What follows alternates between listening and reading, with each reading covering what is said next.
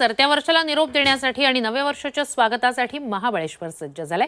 पर्यटकांनी महाबळेश्वरमध्ये गर्दी केली आहे। वेण्णा लेकमध्ये बोटिंगसाठीही पर्यटकांची झुंबड उडाल्याचं चित्र आहे। तर इथला आढावा घेतला आमचे प्रतिनिधी तुषार तपासे यांनी।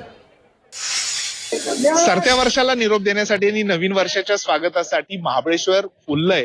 पर्यटकांनी अक्षरशः गर्दी केली आहे। मी आता वेण्णा लेक भागात आहे आणि या ठिकाणी तुम्ही पाहू शकता इथं बोटिंगचा आनंद पर्यटक या ठिकाणी घेतायत।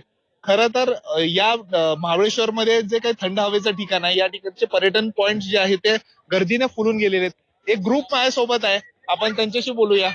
तू कुठून आलाय? पुण्यावरून। आणि काय एन्जॉय काय केलास, काय काय मस्ती केली तुम्ही? मी आता हॉर्स रायडिंग करणार आहे आणि आता बोटिंग करून आलोय इथं। तुम्ही काय सांगाल, काय काय एन्जॉय केला?